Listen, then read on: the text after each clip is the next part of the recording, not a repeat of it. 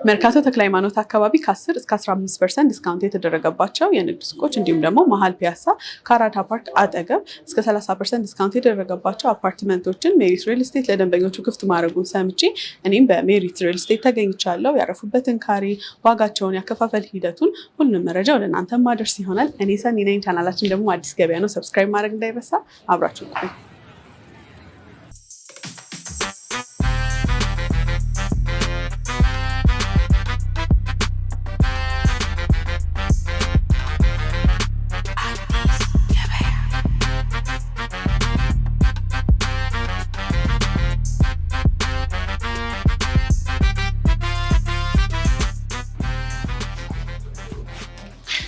ሰላም እንዴት ናቸው?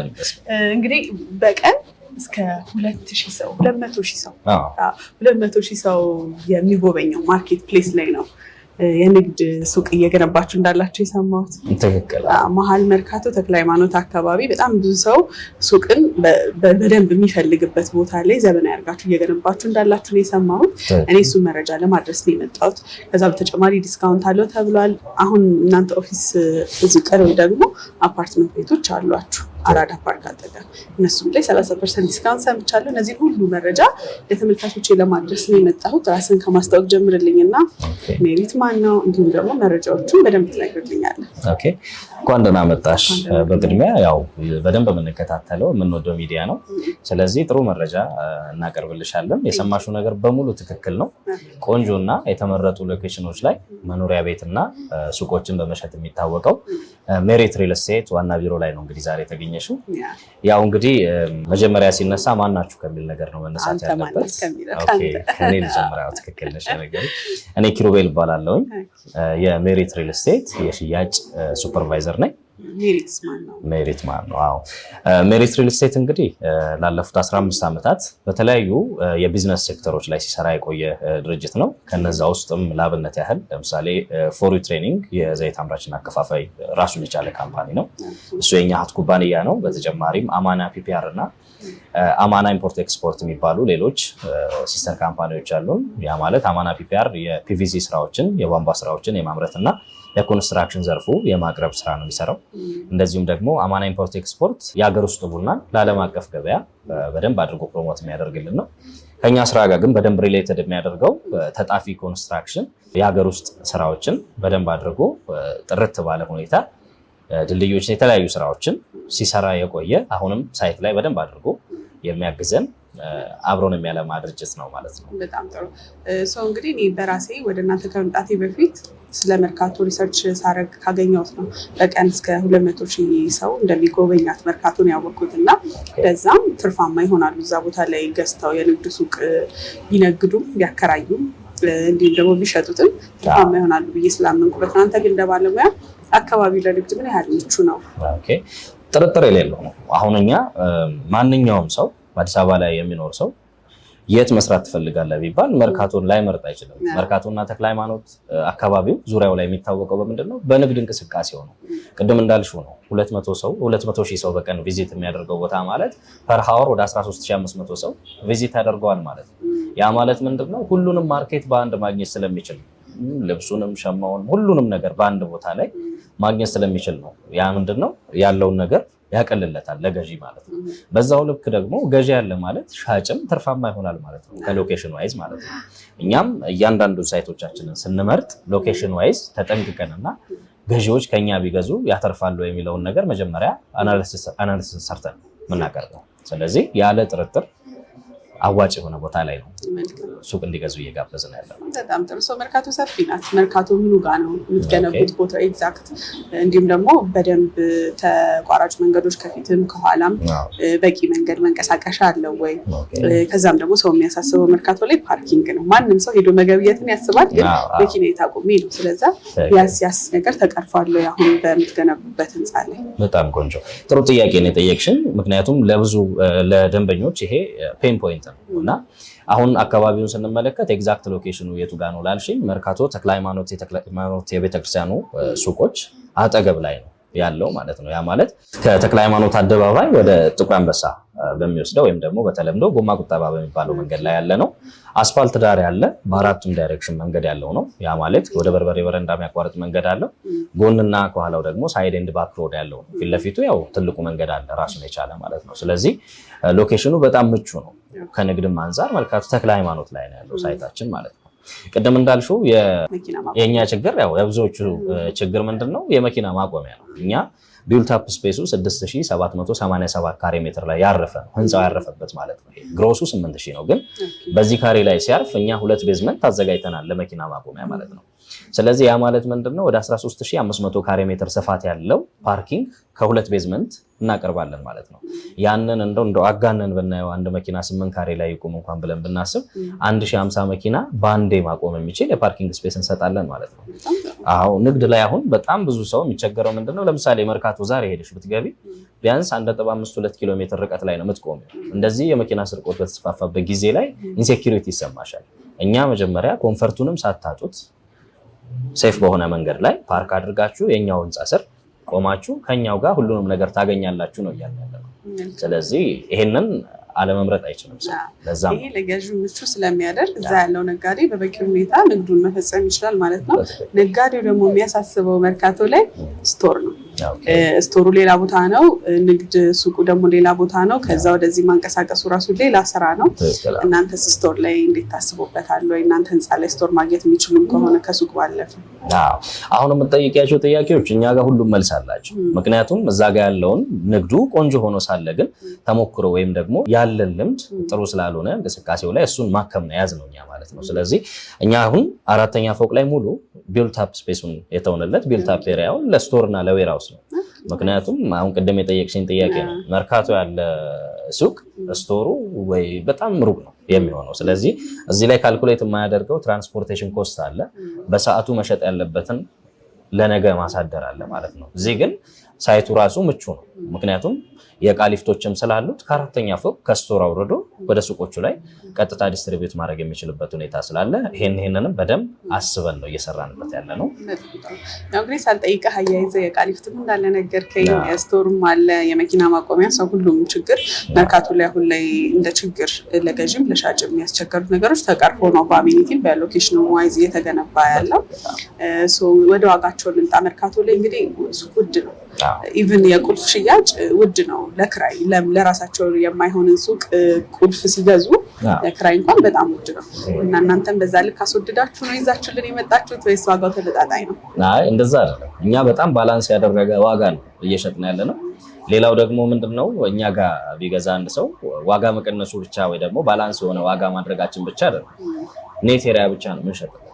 ያ ማለት ለማይ ነው ይሄ ለደረጃና ለኮሪደር የተባለ የተጋነነ ሽያጭ ወይ ደግሞ የተጋነነ ብር አይከፍልም ማለት ነው። እኛም ሽያጫችን ላይ እነሱን ታሳቢ አላደረግንም ማለት ነው። ኮመን ኤሪያ እዛ ላይ ካተተ በፍጹም እኛ ጋር 22 ካሬ ቢገዛ አንድ ሰው 22 ካሬው ነው የሚረከበው ከግርግዳ መልስ ያለ የካሬ ስፋቱን ማለት ነው። ዋጋችንም ሜንሽን አደርግልሻለሁ ወደኋላ በጣም ባላንስ ያደረገ ዋጋ ነው። ኮመን ኤሪያ ብዙ ጊዜ ሪል ስቴት ላይ ተወርቶ የማያውቅ ነገር ነው፣ ግን ሲገዛ ገዢው መጥቶ እዚህ ሲሰማው አዲስ የሚሆንበት ነገር ነው። ለኮሊደር ለመኪና ማቆሚያው እንደዚሁም ደግሞ ለሌላ እዛ ህንፃ ላይ ለተጠቀሟቸው ቦታዎች እንደ ሂሳብ ተካቶ ከፍሎ የሚገዛው ነገር ነውና እሷ ለመካተቱ ደግሞ በጣም ጥሩ ይመስለኛል። እንግዲህ የካሬ አማራጭ ከስንት ጀምሮ ማግኘት ይችላሉ? ሱቆቹ የሚሆኑት ከፍ ላሉት ነው፣ አነስ ላሉት ነው፣ ከፍ ያሉትም አነስ ያሉትም የንግድ ዘርፎች መካተት ይችላሉ የሚለውን እስቲ አያይዘን።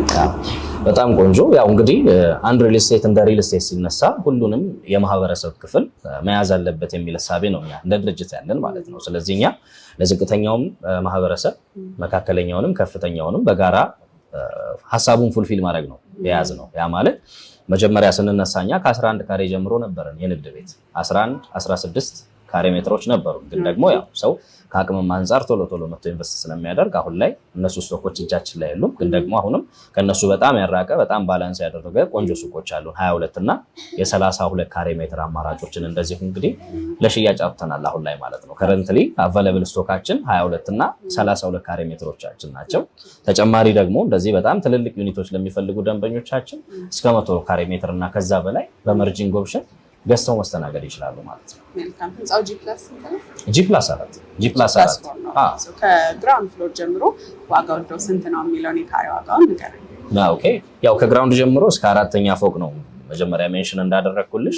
ሱቆቹ ግን ከረንትሊ እየሸጥናቸው ያለ ነው ከግራውንድ ፍሎር እስከ 3ኛ ግራውንድ 1 2 እና 3 ነው እየሸጥና ያለ ነው ማለት ነው። እንግዲህ ከግራውንድ ፍሎር ጀምሮ ዋጋቸው ምን ያህል ነው የሚሆነው? ኦኬ ያው እንግዲህ እኛ ጋር ደንበኞች ሲመጡ ግልጽ እንዲሆንላቸው እንደዚህ ሪሴፕሽን ላይ ነው አስቀምጠን የምንጀምረው የዋጋ ሊስታቸው።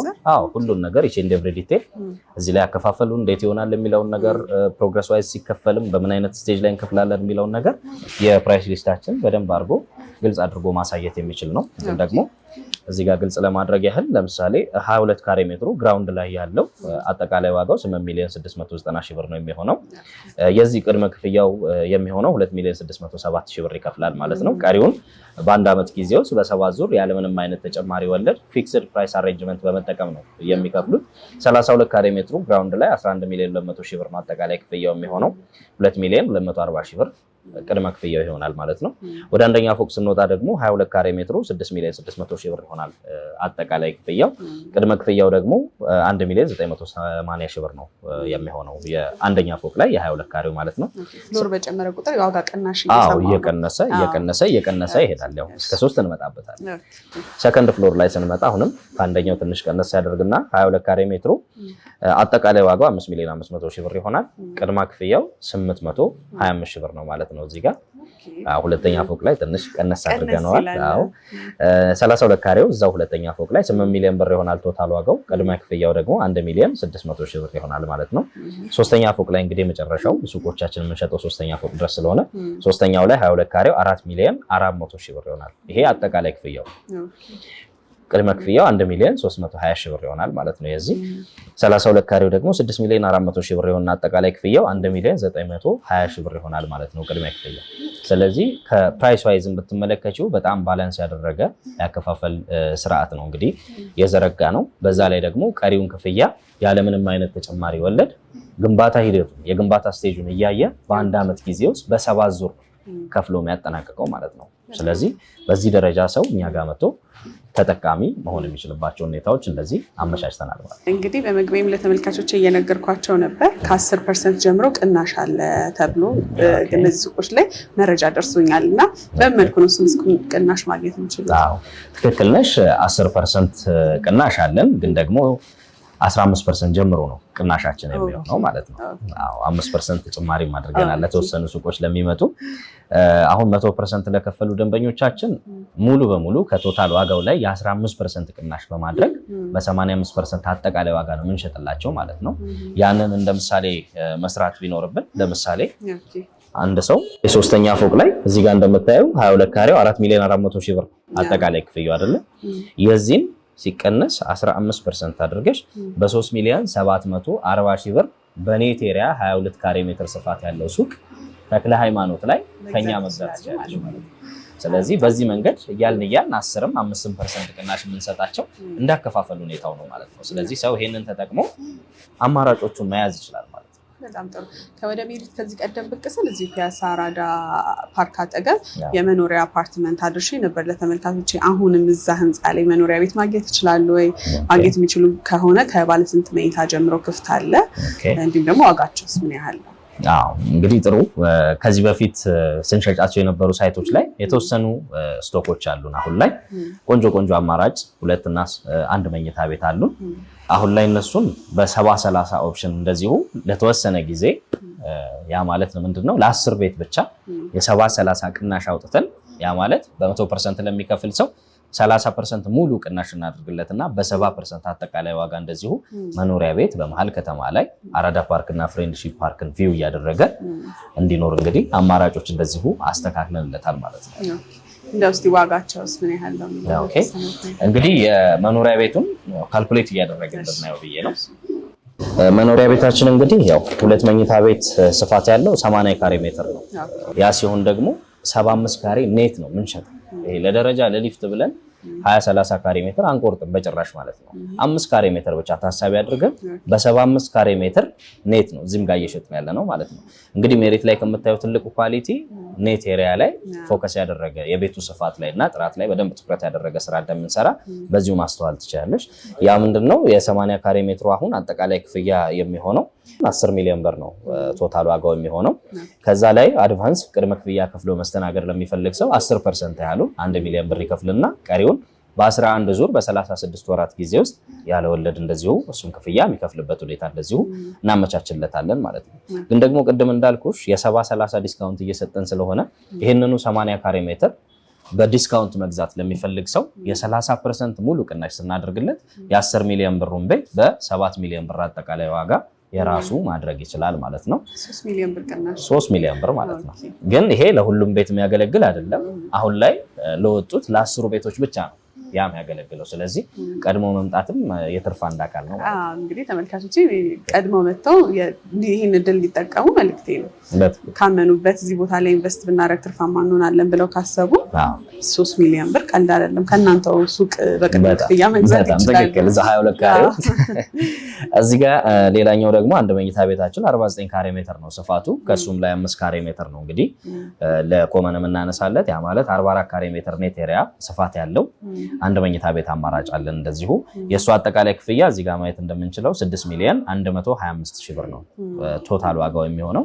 ከዚህ ላይ አንድ መኝታው 15% ቅድመ ክፍያ ስለምናደርግ 918750 ብር ይከፍላል።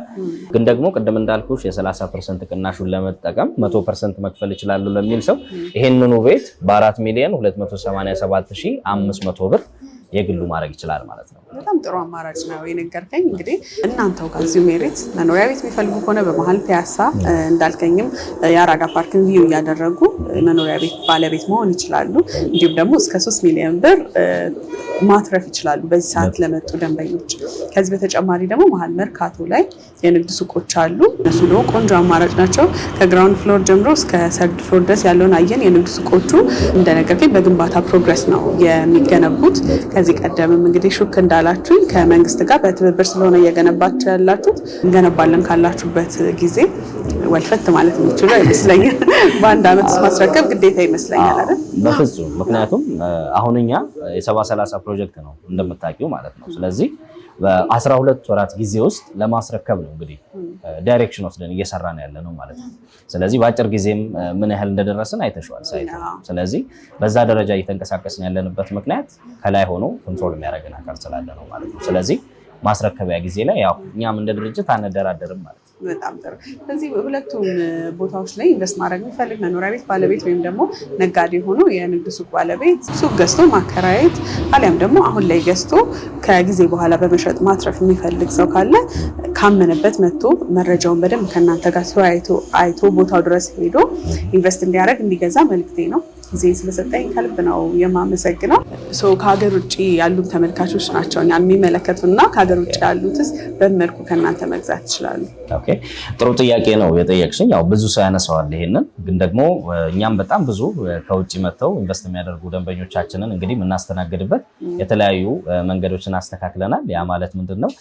ወኪል ለሌላቸው ወይም ደግሞ ያለውን አማራጭ በአካል መጥተው ለመመልከት ያልቻሉ ደንበኞቻችን ያለውን ነገር አግሪመንቱን ፋይል አድርገን በዲኤችኤል እንልክላቸዋለን። ፈርመው ራሳቸው ያለምንም አይነት ወኪል በዲኤችኤል መልሰው ይልኩልናል ማለት ነው። ስለዚህ በዛ መንገድ ያለውን አማራጭ እየያዙ ነው። ወኪል ያላቸው ደግሞ በወኪሎቻቸው በኩል የሚስተናገዱበት ሁኔታም ተመቻችቷል። እኛም እንግዲህ የዋትስአፕ ቁጥራችንን ከስር በኩል ያው ዳይሬክት ለመደወል የማያመቻቸው ከሆነ ከታች የምናስቀምጠው ስልካችን ዋትስአፕም ላይ እንግዲህ 24/7 አቬለብል ነን። በዛም ማግኘት ይችላሉ። እኛ ሀገር ውስጥ ያሉ ደንበኞችም እንግዲህ ከታች በምናስቀምጥላቸው ስልክ ቁጥር ዳይሬክት በመደወል መረጃውን ወስደው ለሳይት ጉብኝትም ቀጠሮ አስይዘው እንግዲህ የዚህ እድል ተጠቃሚ የሚሆኑበትን ነገር አዘጋጅተናል ማለት ነው።